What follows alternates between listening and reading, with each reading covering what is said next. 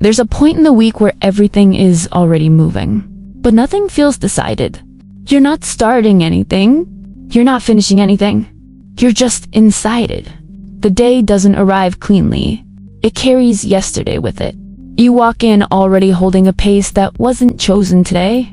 Already responding. Already available. Places like this make that obvious. People enter, collect what they need, keep going. No one pauses to reset. No one needs permission. The motion is built in.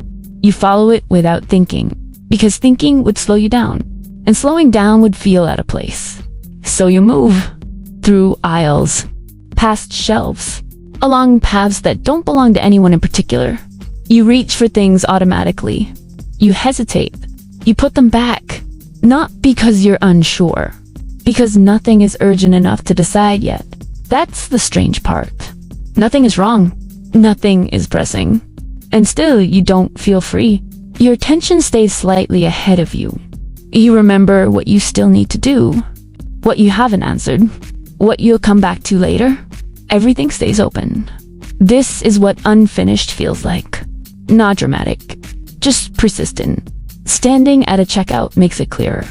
Everyone is still, but no one has switched off. People watch screens, listen for sounds, hold their place. Even the waiting has instructions. You're paused, but you're not resting. You're suspended. This is the part people get wrong. They think this feeling means boredom, or impatience, or distraction. But it isn't that. It's continuation without closure. You're doing what's expected without ever reaching an endpoint. So you stay alert, because alertness has worked before. Because staying ready once saved time, saved effort, saved explanation. So the habit stuck, even when the context changed, even when the pressure eased. Habits don't ask whether they're still needed. They just keep running. Behind the scenes, things don't stop either. Stock gets counted. Boxes get moved. Deliveries arrive and leave. The system continues whether you notice it or not. And being around that kind of momentum does something to you. You absorb it. You start matching the pace around you. Standing when others stand. Moving when they move. Not because you chose to, because it feels easier than stepping out. Leaving the flow would make you visible. Staying inside, it feels neutral. So you hold your position, not out of pressure, out of familiarity. Midweek, this feeling is strongest. Too much has begun. Too little has closed. The week hasn't declared itself yet, but it's already asking things of you. So your attention is split. One part dealing with what's in front of you. Another part waiting for what's still coming. Nothing collapses. Nothing resolves. The day passes, but it doesn't arrive anywhere. That's the cost. Not exhaustion.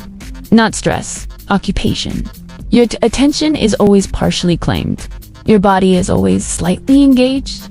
Even in moments that should be neutral, you stay ready. Here is the quiet distinction. Being in progress is not the same as being incomplete. And staying active doesn't always mean something needs doing. Sometimes it just means you haven't stepped out of the system yet. You don't need to end anything today. You don't need to force clarity. Just notice how long you've been carrying things that never asked to be held this long.